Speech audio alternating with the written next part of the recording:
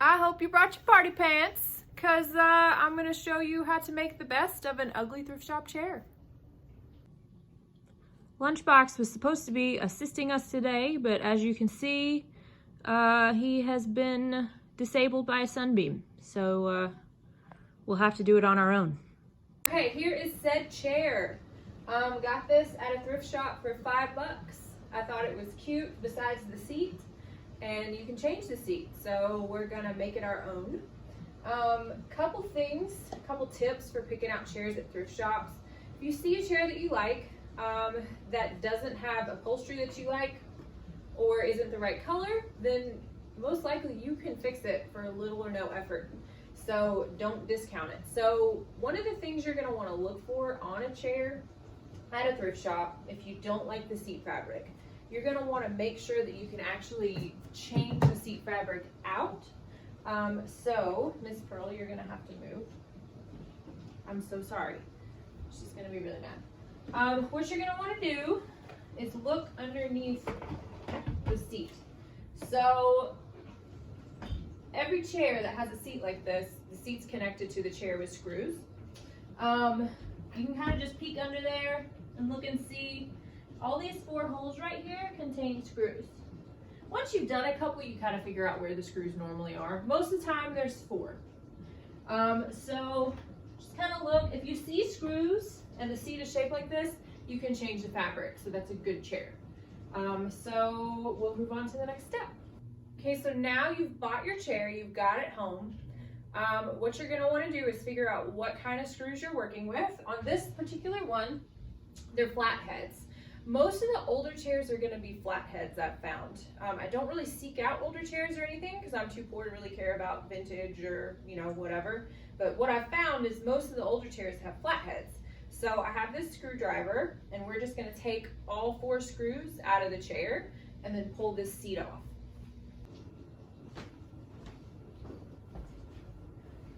Some seats are harder to get off than others. So right now, my screws are still in their little holes, but they're unscrewed. But I'm having a little bit of an issue getting the seat out. So you're gonna wanna unscrew them as much as you possibly can.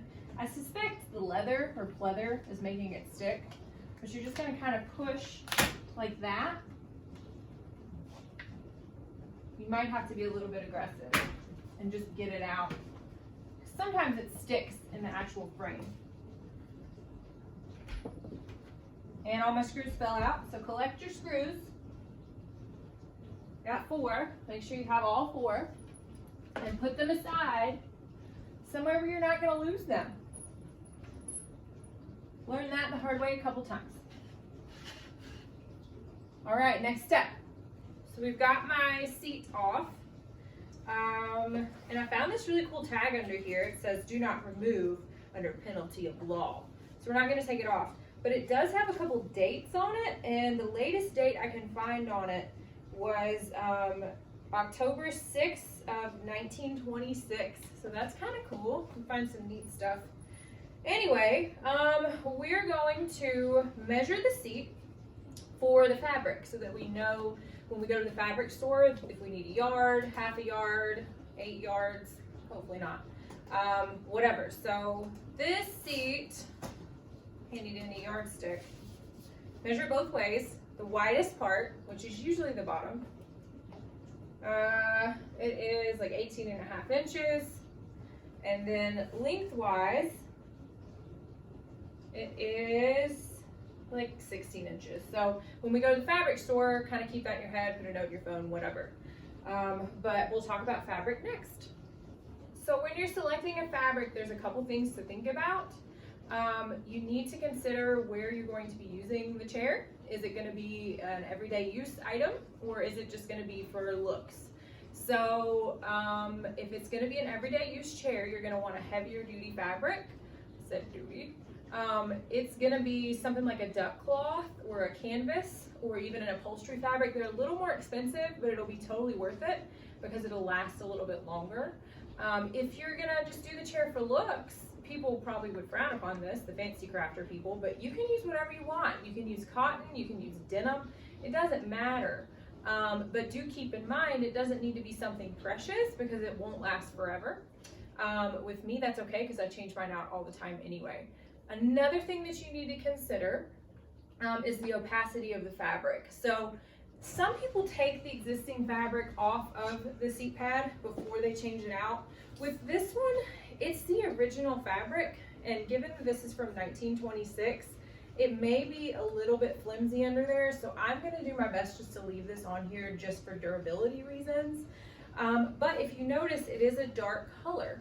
So if I were to have picked a fabric that had like a white background, it would have shown through and made it look kind of dingy. That also goes to an existing seat pad that would have like a pattern on it. It might show through unless your fabric is very thick. So what you can do in that instance is buy you some white canvas or black canvas, just depending on what you want, and just layer it underneath before you put the fabric you want on the top of it. With this one, I picked a corduroy fabric. It's really thick, so we won't be needing to do that because you won't be able to see through this. This is a scrap that I think I got it out of my grandmother's scrap box. I normally, you know, before the pandemic and before unemployment, would just run up to Joann's or Hobby Lobby or something and pick out a fabric. But because resources are limited, I'm gonna use this and it'll go nice. So I've been wanting to do something with this fabric. So we'll get started on that. Okay, so just to expand on the colors, just a few quick tips. Consider the room where the chair is gonna go, and then consider other rooms where it might be put in the future, because I know a lot of people don't just leave a chair in one room. In this case, this chair is going in a black room with wood furniture, so lavender will go just fine. It's also potentially could be put in a green room, a yellow room, or a teal room.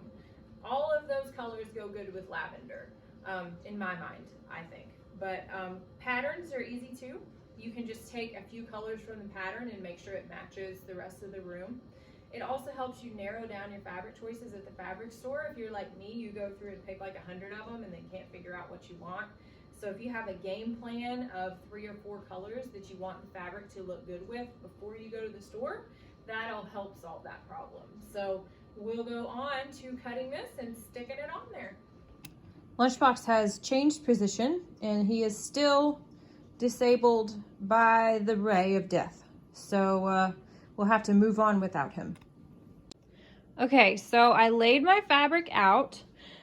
You're going to want enough fabric on each edge to at least go to where the existing seat fabric is, if not a little bit further in. I like to do it a little bit further in so that you don't accidentally staple over the existing staples. So this is a little bit of a tight fit, but like I said, desperate times call for desperate measures. So what we're gonna do is we're just gonna cut the fabric right about there. Then I'm gonna fold the ends in and use my staple gun to staple them on the existing wood. And then I'll show you a couple tips as well. All right, so I've laid my fabric out. It's kind of an odd shape, but it'll do. And just a couple tips. You're gonna want enough on the side. It's gonna depend on the depth of the seat too. This is a fairly thin seat. You're just gonna want enough where you have fabric that can go a little bit past the existing staples so that you don't accidentally staple over existing staples. And you also want to leave, if you can, the screw holes without fabric over them so that you can see them more easily when you reassemble the chair. These are going to be a little bit difficult, but I'm going to try to figure out something to do. A lot of times you can just kind of pull the fabric over and then feel with your finger where it is, and then I'll like take a Sharpie or something and mark it. So we'll get that fabric cut. Oh, we have another helper. Great. Okay, so you're going to want to fold the fabric over. I usually start at the bottom of the chair. Reason being, you can stretch it a little tighter here, and this is going to be the part of the seat that people see. So what you do is just line it up as straight as you can, hold it tight, pull it up. You're going to put a staple here, And then you're going to go all the way across so that it continues to pull tightly. Now also keep your patterns into consideration. This is a corduroy, so I'm going to try to keep it as straight as possible. If you're using a stripe, oh, I'm out of staples. I'll get more staples, but if you're using a stripe, you need to make sure that it's straight. Stripes are really hard. I really like florals and solids because they're easier. If you don't get them perfectly straight, nobody knows. But you can do stripes and other things just as easily. You just have to pay a little more attention. So I'm going to get more staples. Okay, so we are nice and tight all the way up to the corners. So don't go to the sides because then it's going to be crooked. We're going to do top to bottom and then side to side. So with this, like I said, you got the holes that are going to pretty much have to be covered up or it's just going to be strange. So what we're going to do is I'm going to go get a Sharpie and I'm going to mark where the holes are. All right, so I marked the holes, and when I did, I pulled the fabric tight so that it would pretty much stay where they are. So same as the bottom, you're just going to kind of go from one side to the other. Pull it tight because you don't want a wrinkly seat. Nobody wants a wrinkly butt. All right, so what I'm going to do now, I'm going to see... I'll start down here. Kind of going to fold it as much as you can. You don't want to cover up that hole. But it's kind of a weird process. You're kind of just going to try to fold in the least obvious way possible so that the fold is discreet. Like I said, don't cover up that hole. All right. And then you can kind of pull it in. This is a thicker fabric. So you're going to want to keep it as thin as possible because you don't want the seat to rise up with excess fabric. So just kind of pull. And then you're going to do like you did down there. I don't want to cover this up. This is that cool tag. I want to make sure that stays on there. So just kind of staple. It doesn't have to be pretty, but you do want to make sure that you don't have a lot of fabric that's going to hang down under the chair that you can see. Now with this one, like I said, I marked where the holes were. So we're going to kind of tuck this in. And it's not going to look super great, but it's going to be at the back of the chair and nobody's going to see it. You guys will find that I am a little lazy. I'm not ashamed of it. So, all right, so we're going to do the same with the other side. Just make as discreet of a little fold as we can.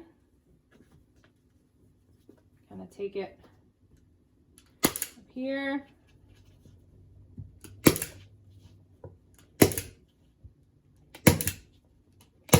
Pull it tight. All right, once we get up here, kind of make some accommodation for the hole. There's something dirty in that. All right, so moment of truth. Oh my God, it looks beautiful, except for the carpet fuzz. So next step, we're going to put it back on the chair. All right, so you're gonna put your seat back on the chair. And then you're not gonna wanna turn it upside down again because you're gonna wanna keep this straight. You're going to want to use your screw to find the hole. Make of that what you will. But yeah, so just put the screw in and then you can kind of look, you can kind of lift up a little bit, find your hole,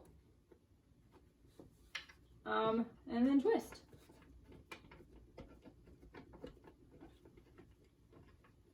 Some of these old screws are stripped out. So you may want to have a stash of screws that are like flatheads or, you know, it really doesn't matter. But you may want to have a stash of different length screws. So yeah, we're going to screw this in. Okay, I'm sorry for the lighting. I know this is weird. You're gonna wanna find something to kind of lean your chair up against because you don't want the chair to be all the way upside down or your seat's never gonna line up. But once you get your seat lined up, you just put your screw in the hole and then find the hole in the seat and then stick it in. Just kind of twist and you'll feel it catch and you'll feel this kind of get pushed down as you twist. So those first two ones are in and now I have to do these. They're going to be a little bit more difficult because they're going to go through fabric, but that's actually going to make it a little bit sturdier. Okay guys, all 4 of our screws are in. The chair is nice and sturdy. The seat fabric is nice and tight. And let's go see how it looks in the space. All right, y'all. I think that looks fantastic. Oh yeah. All right, guys. Thank you so much for watching.